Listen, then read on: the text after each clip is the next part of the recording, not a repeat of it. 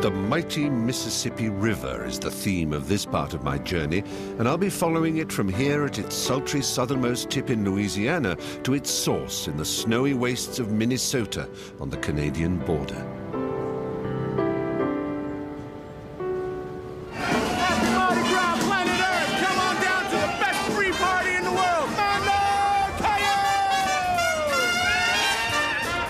I'm in the French Quarter of New Orleans, Louisiana, and today is Shrove Tuesday, which they call Mardi Gras, the French for Fat Tuesday, and everyone is celebrating not only the last chance to feast before Lent, but also the beginnings of the rebirth of this unique city after the catastrophe that was Hurricane Katrina.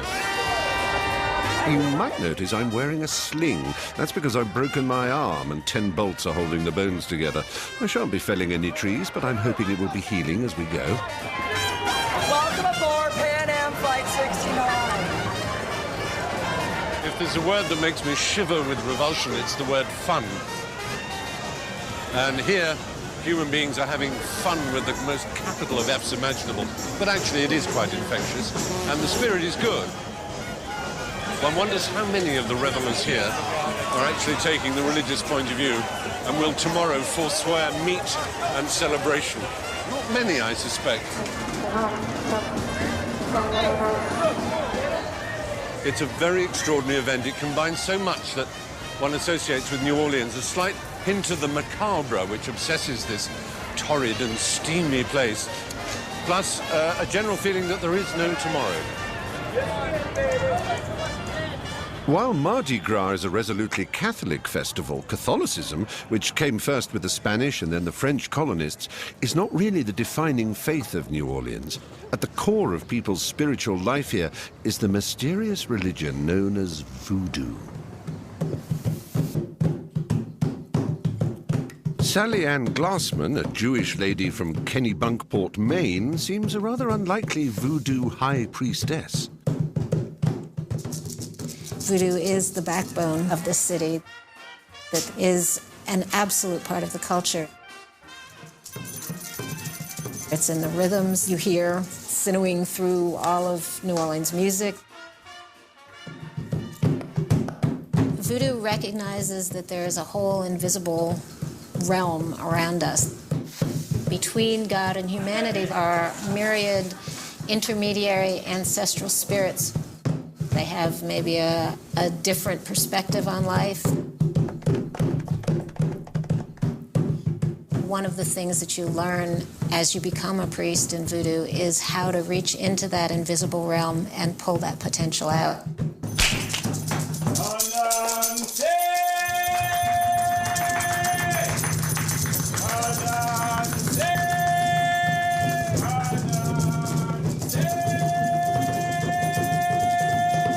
In the popular imagination, voodoo is more associated than anything else with sticking pins in effigies, with zombieism, with curses, with slaughtering cockerels and white chickens and having blood. I mean, it's considered a very dark religion, isn't it? Well, it's completely erroneous. Voodoo is a mix of African traditions that came over with slavery into the New World. It encountered European Catholicism and Native American practices and also Masonry. So voodoo is really a gumbo of all of those different traditions.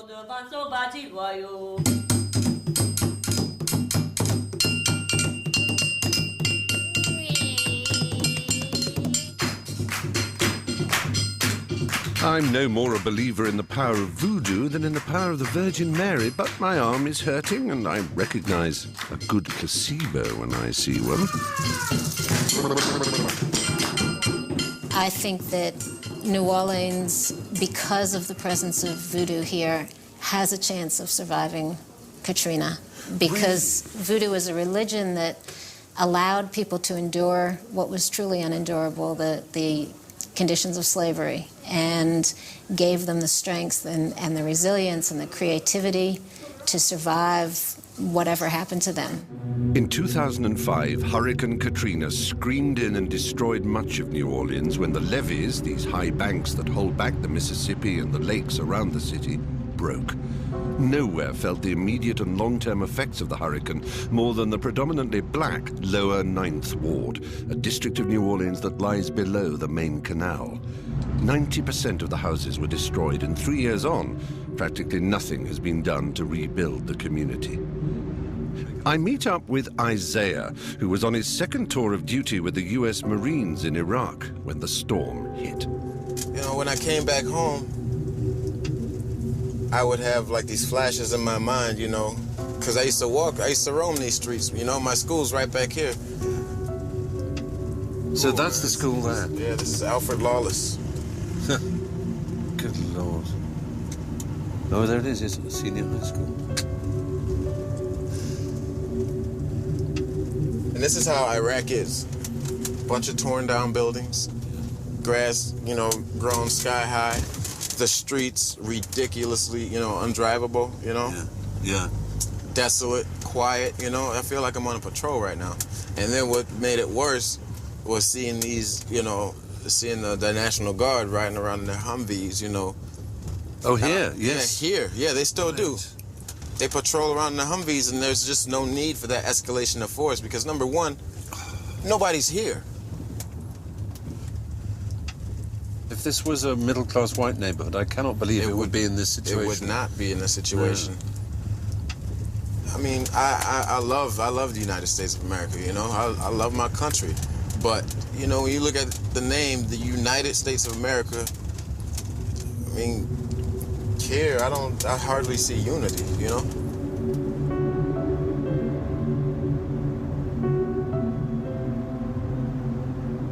I leave the French Quarter cleansed of its revelries, safe on its high ground, secure in its history, and proud of its un-Americanness, to start my journey northwards, up the Mississippi, the river that runs through the heart of this great country.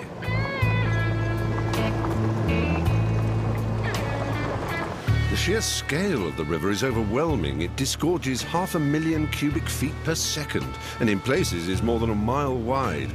Old Man River is also a great defining line. Americans often identify a place by its being east or west of the Mississippi. I'll be traveling more than 1,000 miles along its banks, and then through the Midwestern plains to the Great Lakes and their big cities of Detroit and Chicago, until I approach the river's source in Minnesota. Well, one thing you can say for certain about the state of Louisiana, and that is it's always been pretty hard on its criminals, and the state penitentiary of Louisiana has a name that has struck fear into the heart of hardened lifers everywhere. Angola State Penitentiary, it's called. It's probably the most notorious jail in America. It's a hopeless place, quite literally. Just about 90% of the prisoners have no hope of parole. They will end their lives in Angola. Angola Prison is popularly known as the Farm for good reason. Its 5,000 inmates, the majority in for murder, are spread out on its 18,000 acres to work the land, and they're housed in a series of camps. Warden Burl Cain, who runs the prison, is a legendary figure in the American penal system. We're going to go in the main prison here through all these gates. You're not carrying any knives or guns, are you? No, we're not. No. Okay, I'm going to keep you with me, so... Yeah. We're going to be cool here, but we're going to not do all the searching. There's more human suffering on this land than probably anywhere in America. When he came here 13 years ago, Angola was a cesspit of gangs, drugs, and terrible violence. Today, it's become a model of how a prison can work, one he is proud to show off to me. We just passed Death Row back there, too, at that other place. Death Row down there? Yeah.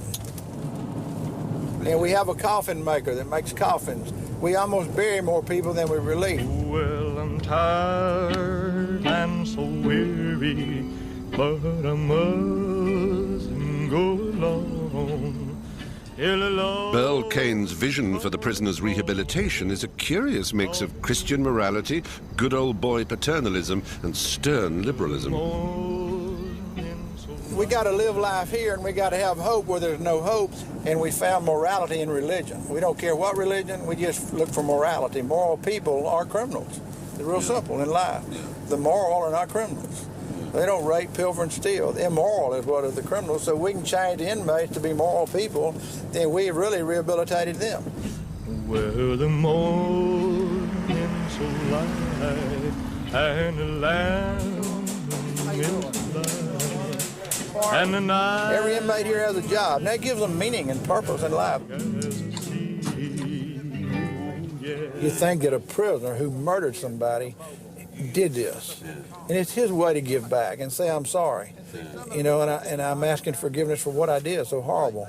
Yeah. This man is not going to be prone to commit the violence he did in the past. And you do it for nothing, wouldn't you? Yes, sir. I'm bragging on you, you hear that? That's a Peter Actree. All right. Uh-huh. Yeah. That's why I build him kind of strong, you know? Yeah. I test ride him to make sure. Right. Do you really? If I can fit it now. Yeah, no, that one I you can't probably have fit. trouble. No, I can't fit that. Been in Golden now 10 years. 10 years. Do you mind me asking what you did to bring you here? Yeah, I'm on a drug charge. A drug charge? Yeah. Yeah. But you're off the drugs now, are you? Yeah. You're clean? Yeah, I'm clean, sure. Is it a clean prison here? Pretty much, you know. There will be peace in the valley for me someday. There will be peace. And there's a field line coming to work. See how they're lined up yes. marching? Yeah. And they're going out, they have a guy walking in front. My. And we raise everything we eat. We don't open a can. 'Cause I don't do chain gangs. That's why I have the correctional officer with a gun. Yeah. And, you know, if they run away, we're going to shoot a warning shot, and the next shot, we're going to shoot the wound. Just shoot the gun. Yeah. You know, I don't just make the noise. But if they don't shoot, the other inmates will think they won't, and they'll all try to climb the fence. So shoot the gun. I have 88 on death row. They don't go out to work. No. I would be afraid they would try to run away to commit suicide by making us shoot them. There will be peace in the valley for me. There's repercussions if you aren't good. You're going to lose some privileges you really don't want to lose. Driving through his mini state, it might seem that security is pretty lax, but Warden Burl soon puts me straight. But there's 18,000 acres here. This is as large as Manhattan Island, so it's hard to get away from it. You got to run a long way before you get onto somebody else's land. See where the wild hogs root right there on the side of the levee, all that's wild hogs. You have wild hogs here? The wild hogs are dangerous. If you go in the woods, and inmates see that, and they know if they run in these woods, they got to go through the rattlesnakes. You have the panther, and you have the bear, and you have the wild hogs. We see alligators here. We have a lot of alligators. That's another thing to stop you escaping. Yeah, the alligators are my guards. They all know they're here, so they know they're guards. So I had too many guards. The alligators like to eat dogs, so when we run the bloodhounds, we don't want them chasing the dogs. We have the finest bloodhounds in the country. We can find you. Should we set the sound man or somebody, maybe the director actually, JP, should we just send him off into the woods and get him chased? That Yeah, we can find him. If he runs away, I promise you, you'll have him back on. He has a very strong smell, I know plane that. to England. Yeah, I could follow him, actually. There will be peace in a valley for me. I escape the seductive, if sometimes indecipherable, southern drawl of Warden Burl, who seems to have stepped straight out of a Tennessee Williams play, and leaving Louisiana, drive to the old cotton town of Natchez, the architectural jewel in the state of Mississippi.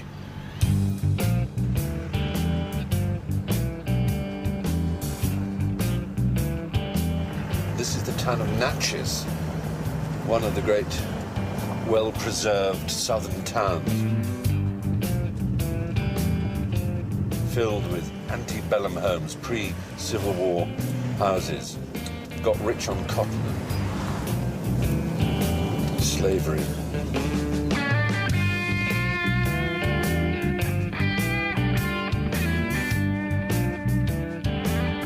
This journey was taking me up the great highway that goes all the way, more or less, alongside the Mississippi, from New Orleans to Chicago, Route 61.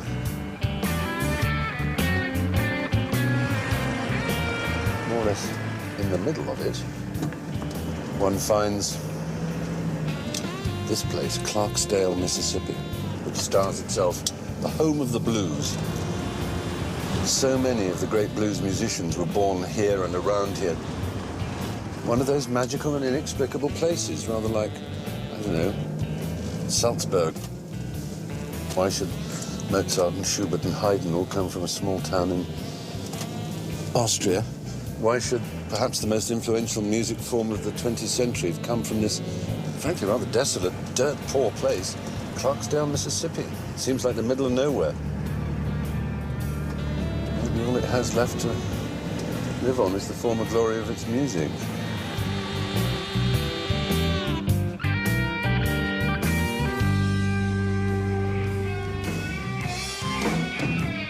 But there is someone who wants to glory in this past. Ground zero is Oscar-winning actor Morgan Freeman's club.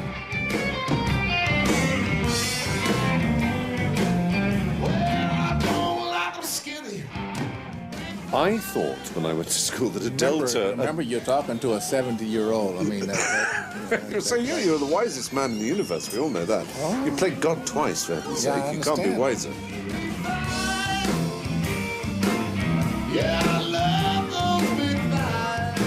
They call this the Delta because although it is an alluvial plain, right? The Mississippi River used to flood regularly. This whole area? This whole area. So there is all this alluvial soil here. It is extraordinarily rich.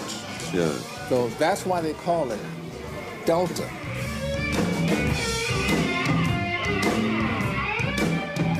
Cotton was king in the Delta for many, because now we have machines that can do the work of 1,000 men in a day.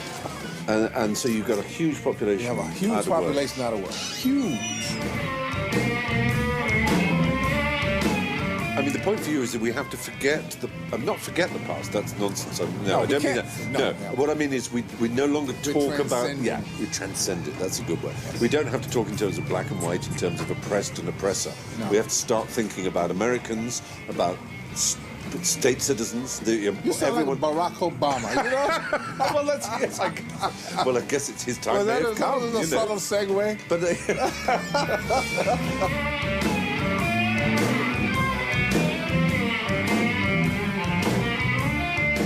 something motivated you to come back. To come back. Yeah. Was it a sense of putting something back into a community? No, it wasn't at all. I'm going to be honest about it. It was a realization of where my peace was in life. Every time I came, there was a sense that I got of peace. Yeah. Quietude.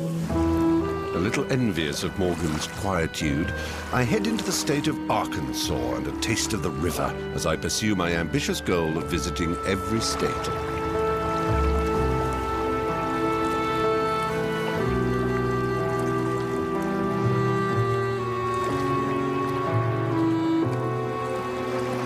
Essentially, of course, all the water of central continental United States drains into this river, doesn't it? Everything in between Appalachia and the Rockies. And all the way up into the Canadian prairies. John Rusky understands the allure of the Mississippi and runs courses in rivercraft for urban kids. It'll sure humble you. I was born in the Rocky Mountains, and I've never been anywhere that I've felt the power of God. More than here? Than here. Really? I've climbed 14ers, I've been to the bottom of the Grand Canyon and back up, nowhere else. It's interesting. It seems so gentle now. It's a real Old Man River kind of feel. Just keeps rolling along.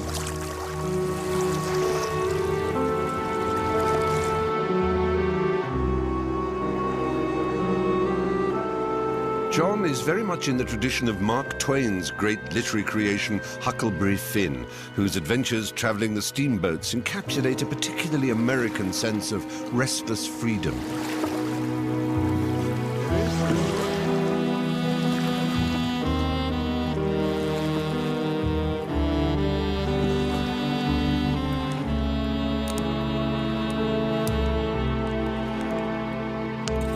Huck Finn. What is it about Huck Finn's? seems to capture the American imagination almost more than any other book. Yeah, we have such a rootless and restless attitude in this country. We love looking at the horizon and seeing what's beyond, you know? Yeah, there's always something at the end of the rainbow. You've got to keep traveling, keep going forward. Anyone who goes to the edge of the river is always looking downstream, wondering where the river goes. Every time I'm away from here, I'm always thinking about the Mississippi River. Really? So although it's a place you move along, the whole Mississippi is your home, is it? Seems like, yeah. You can go anywhere on the last 1,000 miles of the river, the lower Mississippi, and you feel the same thing. It's these places, big open spaces.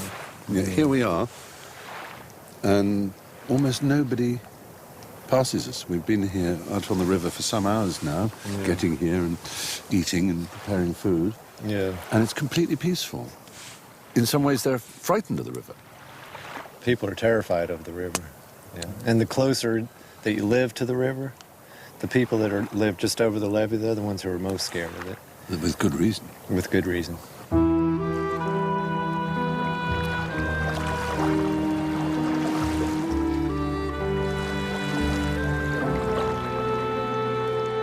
300 miles further upstream, the city of St. Louis, Missouri. It's where the Mississippi River meets the Missouri River, linking over 5,000 miles of river that unite the Rockies, the Great Lakes, and the Appalachian Mountains. Although I've only driven a few hundred miles north, it's suddenly turned very cold. I'm driving to an area that was once the transport hub of the country. The long-abandoned stockyards were also the home for many, many years of my guide, William. One of the most unimaginable things about being homeless here is just simply the temperature. I mean, today we're -5 or something, and it gets a lot colder than that, doesn't it? Well, yeah. You know, when I was staying in the abandoned buildings, the inside temperature is a lot colder than the outside temperature. Yeah. It's about 20 degrees colder inside. How did you keep warm when you were homeless? Blankets and a whole lot of clothes. Yeah. How many years were you homeless for, William? 25. 25 years? Practically half of my life.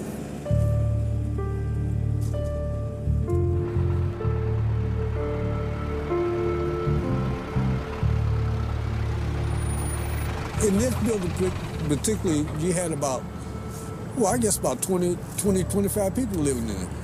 And you had different agencies that would come through here and bring you food, bring you the oil for the kerosene heaters. Right.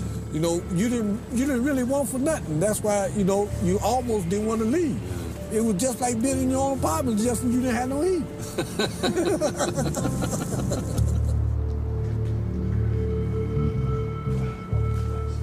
The Riverfront Hilton. Riverfront Hilton. That's what we called it. Because there was so many people living here, it was just like a hotel. Yeah.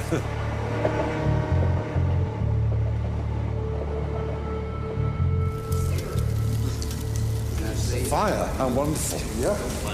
Hi. Hello. Hello. Hey. How y'all doing today? Stephen. Harry. How do you do? How long have you been together? 3 years. Oh, wow. And is this 2 years too long? No, then. She's a bitch from hell when she gets drunk. But other than that, she's all right. You got a house? You might as well say it's a house. We got 2 bedrooms. Yeah. This is where you live at. This is where you gonna make your home at. Must be so hard. No, it's not that bad. No? It's not that bad. I was thinking I couldn't survive a day then. Oh, I'm soft and fat You and... pussy. Yeah, I know. That's exactly what I am.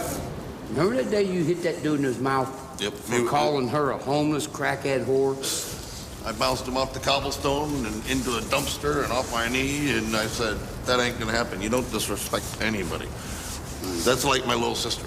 Yeah. Yeah. Just like my brother-in-law. They treat us like shit because we're homeless. We choose to live like this. So you don't share the American dream if the American dream means getting your own house and yard and your own kind of mortgage and you know, Been there, 7 done that. TVs and Been there and done you've that. done that. panhandlers, hobos and bums are very much part of American history and folklore. That sense of freedom that the sheer vastness of the country can evoke, perhaps, makes the American dream less about 2.4 children and a house in the burbs than the lure of the open road.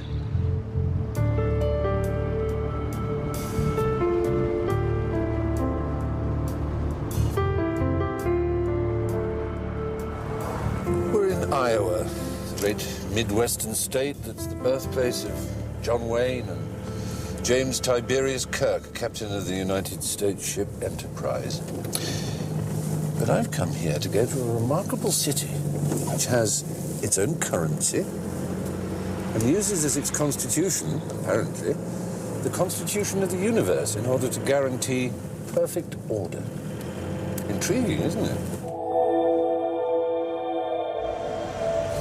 Certainly pretty orderly so far. Quite a lot of harmony about, I notice. And very little negative energy, which is highly pleasing. Because I hate negative energy. Oh, it sets me in a roar. Can't bear it. I'm very positive at the moment. I've got this healing, holistic, natural energy. It's the only word I can use. This place is turning me into a babbling merchant of drivel.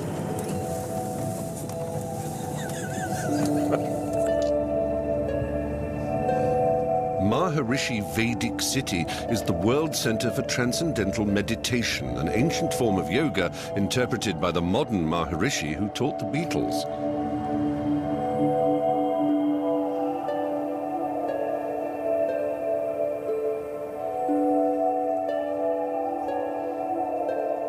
By activating alpha brainwaves, inner harmony is promoted. The practitioners believe that TM, as it's often called, is the answer to both one's personal and all the world's problems. Golly. Hard to tell what's going on behind closed eyes. Perhaps illumination will be found with Dr. Fred Travis, who's head of the Research Institute here at the so-called capital of the global country of world peace. My alpha waves are to be tested, as well as my credulity.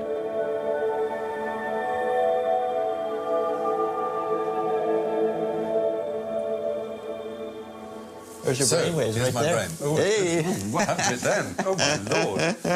Oh, dear me. It's certainly something very... I shall have to calm down. Ooh, and I cough. This is body movement, yeah. I think you steak. It just turns into a horrible, horrible mess, isn't it? Oh, yeah. I do apologise. All right. So this is you doing the task.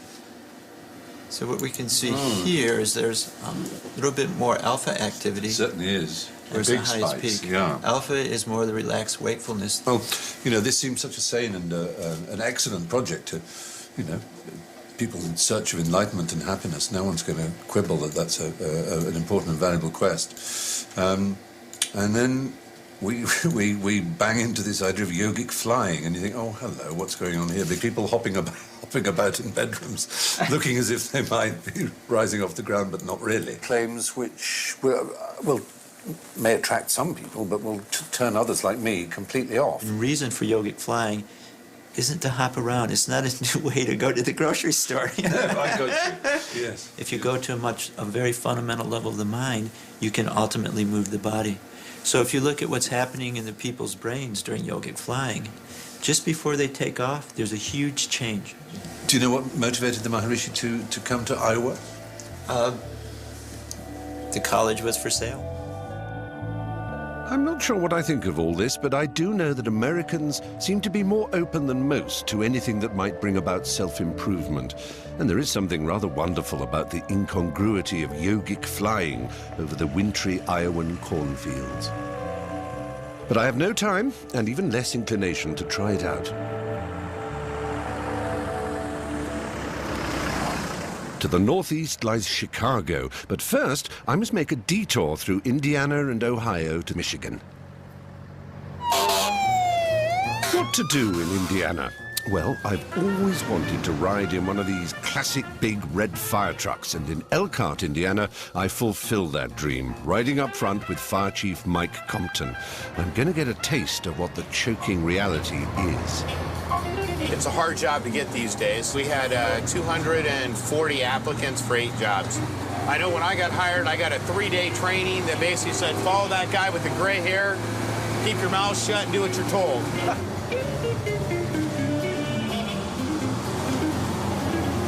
I spoke to a farmer once, and he said, oh, yeah, we all love a good blaze. And we do. Yeah. It's kind of funny that if you take an engineer, he wants to prevent a building from collapsing. Yeah. You take a fireman, he doesn't always want to prevent a fire. He wants to have a fire. And that's why you need to weed out the psychologically weird ones who are just a bit too fond of the fire.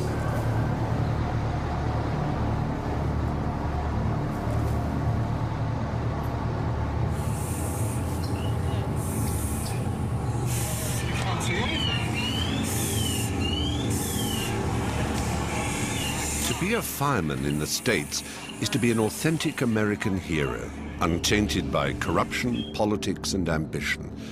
After 9/11, the job became even more glorified and even more desirable.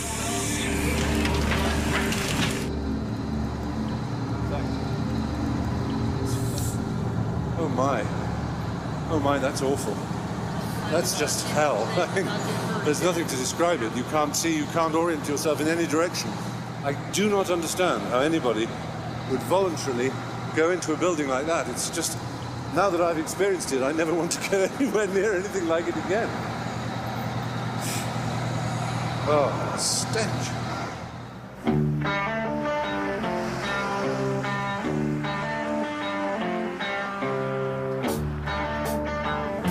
Nearly rolling farmland of Ohio. A lot of states have had songs written about them. Georgia, Texas, California. They're usually rather romantic and optimistic. There's a great song written about Ohio. It's very melancholy. And it memorializes a sort of turning point in American history, really, when the 60s dream went bad. Some students at a university in this state, town of Kent, part of the state university known as Kent State, were demonstrating against the Vietnam War, the invasion of Cambodia. And in came the National Guard, kind of soldiery of the American army. And they shot 13 of them, 9 very seriously injured, 4 killed. Young students demonstrating on a campus in a university, shot dead by soldiers of their own country. And it happened in this innocent-looking farm state. The great Neil Young wrote a wonderful song about it. Gotta get down to it. Soldiers are cutting us down. Should have been done long ago. What if you knew her and found her dead on the ground? How can you run when you know?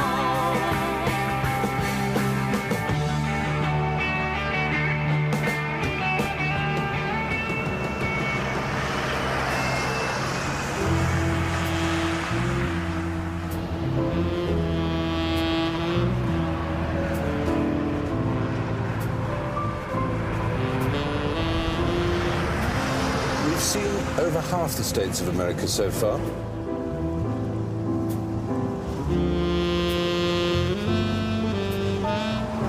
We've seen mountains and hills and rivers and beautiful cities. We're here in Detroit, Michigan, Motown, where evidence is all around us of the industry that changed the world.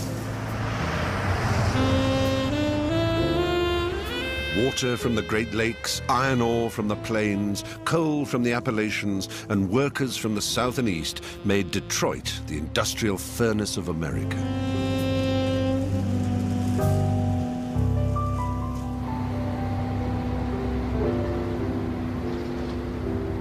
Henry Ford, who started his business here in Dearborn on the outskirts of Detroit, could be said to have invented modern America and defined millions of people's lives. His famous dictum that history is more or less bunk is somewhat at odds with the village he created next to his factory, a village full of history, pillaged from every corner of the planet. But people are ever complicated and contradictory, which the best machines are not. The Model T he built here on the first ever mass production line is still considered the most successful car ever made. Simple, effective, elegant, cheap enough to be bought by Ford's own workers. The Tin Lizzie, quite simply, transformed the world. But Ford was not alone in the car business here, and Detroit is home to the largest car company of all and Ford's bitterest rival. General Motors, makers of the Chevrolet, Pontiac, Buick and Cadillac brands. In the stylish tech center built by that modernist master Eero Saarinen, I meet up with John Manoogian, designer of the latest incarnation of the Cadillac.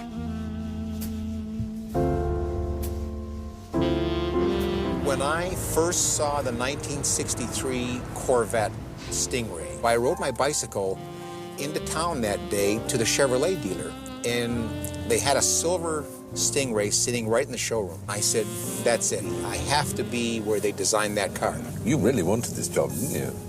I could taste it. My father worked for 50 years at the Ford Motor Company. When it came time for me to quit my job at Ford and come to General Motors, he was absolutely flabbergasted. He said, why would you ever want to do that? So it's a bit like someone from a very strict Catholic family bringing home a Protestant girl. Actually, in some ways, it was probably worse than that. Now you've designed a Cadillac. I mean, did you ever dream that My life is complete.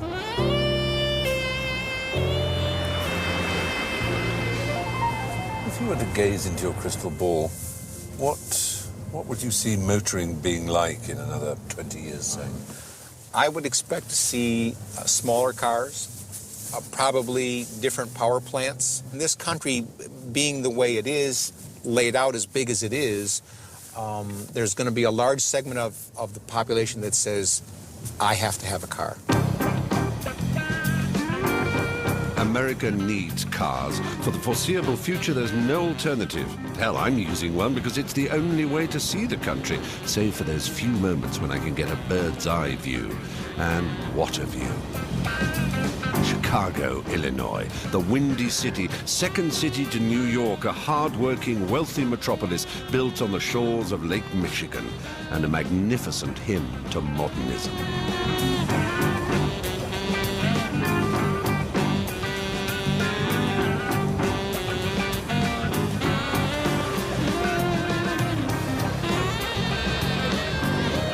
Chicago is also home to its very own style of the blues. Yes, I don't drink because I like it, no. And Buddy Guy is their god. I'm just trying to ease my worry, From Jimi Hendrix to the Stones to Eric Clapton, they've all worshipped at the frets of his guitar. If you see me get kind of drunk, please don't pay me no mind.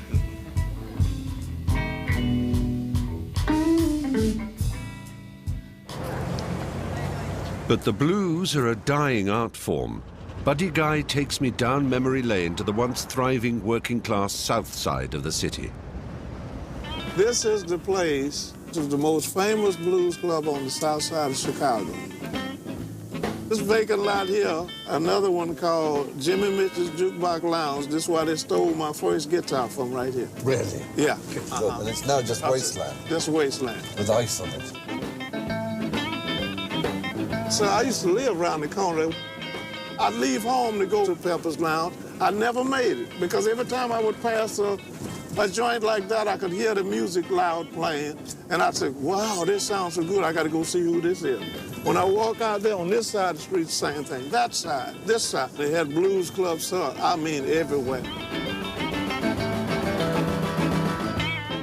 I don't even hardly come down this way no more because I hate that flashback Yeah. Those things It are upsets gone. you. Oh, yeah, you know, it's, sometimes you feel like crying because, you know, what happened? Because people was having so much fun. I mean, 24/7. It saddened me because those days are never coming back.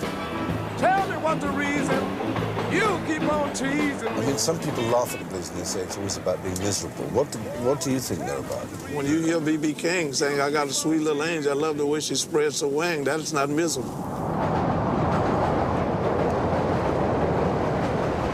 Entertainment has always been a big part of this city, and while the blues clubs may have passed away, one institution that has gone from strength to strength is Comedy Theatre Second City. Comedy improvisation could be said to have come of age at this institution. For half a century, some of the greatest and most famous comedians in the world have started their careers here.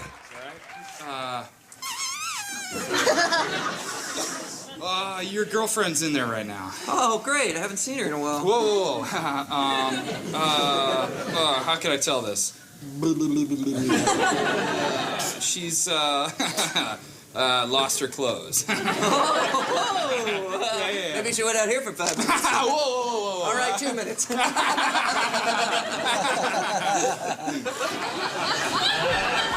Oh dear, what I was most dreading, my turn. Will you be offended if I said that you seem to me to be in every way the visible personification of absolute perfection? Oh. That makes my boy and girl parts go a little twirly. You are radiantly lovely, you do know that. What is the sexiest word that comes to your brain right now when you look into my eyes? Strabismus. The Wiener Circle is an institution among Chicago's acting fraternity, and having recovered from the trauma of last night, I'm to be initiated. Yeah, I'll have a big wiener. That's Yes, what I said. 2 big wieners. No, definitely no hot peppers. I'm completely homosexual when it comes to hot peppers. And the authentic Chicago experience. Improvise your way out of that. Ah. Oh. Yes. Surprisingly delicious. Now listen, Second City. It was the end of the rainbow for you if you had comedy ambition. The first time I saw a show, I was just like, I want to be on the stage so bad. Really? Yeah. You get hired and you go inside and they show you there's a tape closet with the tapes of all the shows that they've ever done and the scripts from all those shows. And they open it up and you look at the cast list and it's like, you know, you look and it'll be Bill Murray, Dan Aykroyd, Gilda Radner in one show, you know? Dan Castellaneta used to work here, you know, the Homer Simpson. Homer Simpson, yeah. The legendary Homer Simpson. If, from the vantage point of my elderly position of a 50-year-old, I can offer any advice, it is that it is never too late. That the idea that the door closes and, oh gosh, I'm already 30, nothing's happened. Right. It's complete nonsense. Actually, it's almost the reverse is true. That Yeah. a lot of the stars, anyway, George Clooney, that guy Hugh, the one in House, whatever his name is. Yeah, he's terrible, right? He's had to wait till he was late 40s before. Why do you think it grew up here in Chicago? Is there something about this place? The city just happened to be hungry for it. It's called the Windy City because in the 19th century they said that the politicians in Chicago were full of hot air. Oh, is that? It's windy in that sense. Yeah, kind of windy person is like blowhards. windbag. Yeah, Yes. blowhards as you call them. Exactly. And they had that reputation because they also had the reputation of being the second city. They were second to New York all the time. And it's always kind of had that chip on its shoulder, but since it's such a working class town, it doesn't mind having that chip. It's always working. Yeah. It never rests.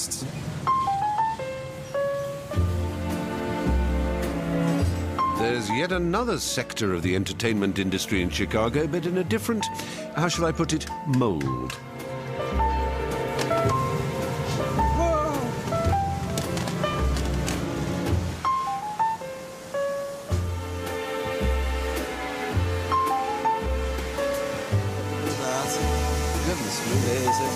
Oh my lord!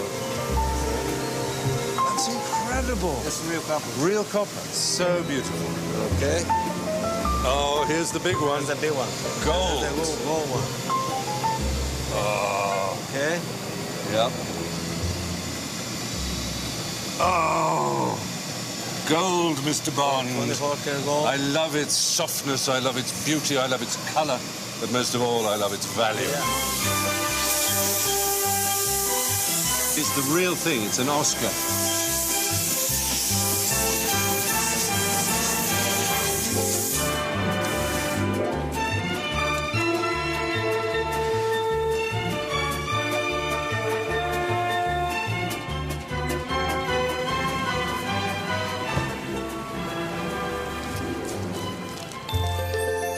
Well, I never did get my Oscar, but I got this instead, one of the greatest sights on the planet.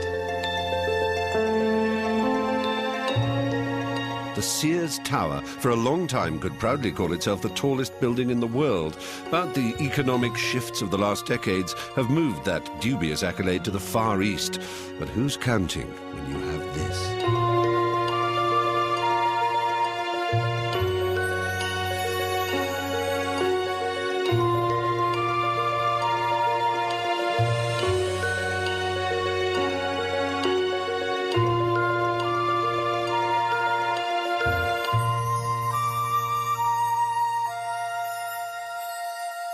Leaving Illinois on my way to Minnesota, I head into state number 30, Wisconsin. So, here we are in Wisconsin. And a thing I ought to tell you, which you may not be able to tell yourselves, is that it really is very cold. It's exceptionally cold. A few hours ago it was minus 25 degrees centigrade, which is jolly cold in anybody's currency. And I have proof of it because I had a bottle of water which I had last night left in the cab, and as you may be able to see, that is one solid, completely frozen bottle of water. Ah, very pretty there. Very Scandinavian around here. Jensen Motors and things, it seems. Uffe Damart. Sorensen's Auto Sales.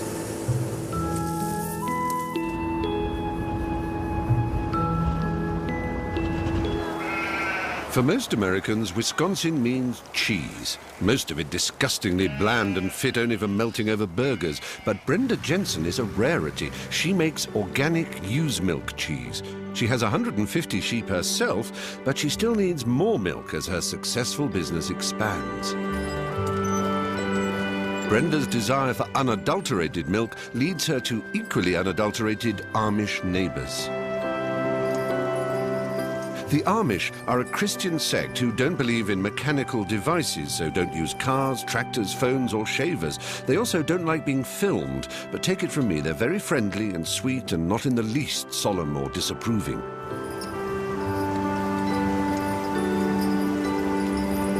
Come on, girls. Come on. Come on. Yeah. Here they go. They're very keen to be milked, aren't they? Yes. Now we've got all these udders presenting to us. We do. Oh, yeah. Yep. Okay, darling, I'm going to have a go. Excuse me. Oh, Lord. Talk nice to her. Hang on. You've got... Come on, look. Ow. Oh, that's one. Where's the other one? Oh, get out. Bloody hell. There it Takes goes. Right out. Yep. There it goes. There's the milk. Oh, my, and that flows up into one of these pipes. They certainly like to present their lady parts, don't they? They do. There's no mistaking. Obviously attractive to a ram. So many things going on there. With folds and puckers and oozings. Oh, what's going on? They've recently had babies. So they're a little, yes, a little stretched at the moment, darlings, aren't you? Yeah. A little slack. Take your finger Oh, my goodness. and Ooh. yeah, just take a it's break like like a- that. That's you can tell like that a the milk cheese jelly. is ready. Wisconsin, I mean, is it thought of as a very much a capital of good dairy Oh farming? yes, very much so. Wisconsin is cheese. I have to say to you, without wishing to be offensive about America, but one of the most notable things about America is that cheese generally is appalling. I mean, it's shocking. You go to even quite a good restaurant. Oh, sure. A, they don't serve it, but and the cheese they melt and put on things is just it's orange. But and we're learning. Some of it comes out of a can. Yeah.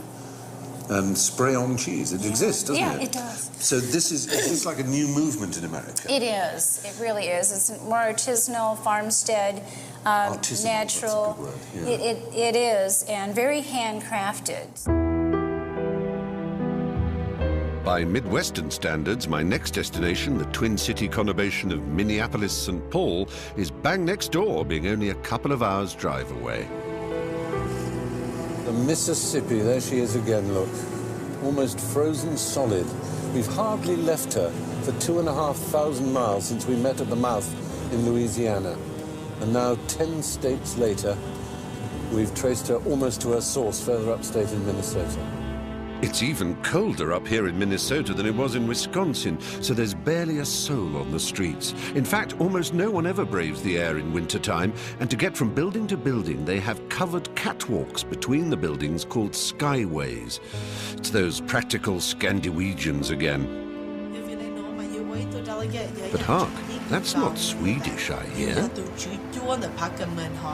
It's Hmong. And how odd to be among the Hmong, so far from their ancestral homelands, which were in the opium-growing hills of Laos and Vietnam. These are the latest and probably most incongruous in a long line of immigrants to Minnesota. The Hmong fought alongside the Americans during the Vietnam War, and after that war was lost, most of the Hmong refugees who fled to the US were resettled here in Minneapolis. Today, they number some 40,000 and are the largest Hmong community outside Southeast Asia, with their own state senator, Mrs. Mi Mua. You came from a village life where people are out and about and teeming and people are walking the roads and the streets and you're always bumping into people. To come into this environment in the middle of January where you don't see human beings for months and months and months. And the only people you see are your family. But you look outside and you don't see anybody. It's like a ghost town. Soon after the Hmong were moved here, there was an unusually high number of deaths among their menfolk. Senator Mi explains. Many Hmong men who would go to sleep and just die in their sleep. They just switched themselves off almost. They stopped wanting to live and so they didn't live. It's a kind of suicide. The light just went out. And, you know, the irony is that I have talked to men who have come back. They would dream that they have wings and that they're flying, you know, across the oceans. And they would see the fields and the mountains of Laos. You know, to go back to the land of the ancestor. So these people who woke up because their wives heard them kind of struggling. Otherwise, he was already in Laos. You know, we started to have Hmong grocery stores. We had Hmong loan officers and bankers at the local banks. You know, we had enough people who were versatile in English to be at law offices and at hospitals. That has really helped to minimize the sense of helplessness. We could have a sense of community. Leaving the now happier Hmong to their adopted homeland, I join up with Tim Lesmeister for a spot of more traditional Minnesotan activity.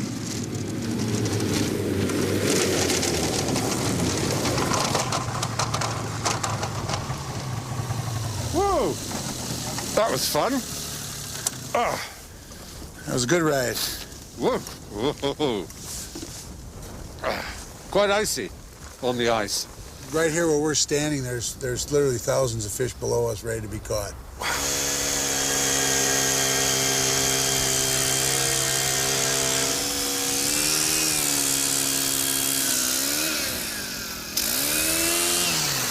Hey! How thick is that sheet of ice, do you think? It's 24, 26 inches right in there. Over 2 foot. I usually bring nothing but bad luck to these kinds of enterprise, but let's see if we can catch something. Just to get this straight, you're putting a television camera down I'm putting a camera down here, yes. And we'll set it up so that we can actually watch our lure. And we'll be able to watch the fish actually swim up. There's 2 of them now. Oh, that's a nice fish, too. Okay, come on. Okay, here he comes. Here he comes. Ooh, I think he's going to take it. Come on. Oh, he's really on top of this one. Oh, he swam away. Oh, no. Not ringing the dinner bell for him yet. What made Tim and his ancestors settle in this icy land? The Scandinavians actually came over here looking for a new life, but when they got to Minnesota, they said, this is just like home. Yes. Well, let's stay here. The people in Minnesota tend to be a little quirky. I suppose you have to be if you're going to be crazy enough to live this far north. Come on, fishy. Yeah. These fish are really negative. They're toying with us. They know that we want one so bad. If we didn't want a fish... Yeah, it's true. Let's not want one. If we didn't want a fich, we would catch a fish. Actually, it would be rather a bore if they bit, That's because I'd have to turn the reel and bring them up. So I'd much rather you just go away, please. Bother someone else. That's right. See how this reverse psychology works. That's right. Ooh, ooh, big bass, big bass. Don't, Bass? Big bass, big bass. Oh, that would be Where's good. that line? Where's that line? Big bass. Come on, come on. Oh. Really, man? Oh, it's a sunfish. Hey, that's actually a nice one. What is he? That is a sunfish. He's beautiful. Yeah, that's a beautiful fish. Cold. I mean, it's come ready frozen, virtually. I mean, this is probably the biggest fish ever caught in this lake, would you say? It's a record fish? No, that. Oh, come on, yes, it is. Oops. Oh, dear. It's the first fish I've caught since I was about 10 years old. So, this is? Yeah. I'm not scared of it, Tim. I don't want you to think that I'm scared of this fish. Oh, this is a nice one. This is a serious fish. That's bending. This is really bending the rod. Oh, yeah, it's a piggy. He's up to the hole. He's up. He's up. He's up. Oh, I say! Bravo! That's a pike, isn't it? That is a pike. Yeah. He's absolutely beautiful. That is a beautiful fish. I would go as far as to say that was bigger than the fish I just caught. I think it is. I genuinely think that's bigger than my fish. I'm guessing it was pretty close. Pretty close. Actually, mine goes from there to there. Yours goes. Yeah, yours is just bigger. Well done. That's a nice big fish. There it goes. Off she goes. Oh, that's wonderful. I like to see them put back. That is really good. These are the spoils. Pitting our wits against the mighty sunfish. Oh, this is brilliant. It's been quite a journey from the Gulf of Mexico and New Orleans, where the river Mississippi empties itself in warm, steamy, torrid Louisiana, right here to fresh, chilly Minnesota, which is the state where the Mississippi begins. We've followed music and food. That's slightly worrying. That's just ice cracking. Oh, that's ice cracking. Sorry. Oh, that's all right. I thought it was a leaf rustling. If it's only ice cracking, get out of here! And so we did. Next week, I shall be traveling from the glaciers of Montana on the Canadian border right down through the high prairies and Rocky Mountains to the arid deserts of Texas on the border with Mexico.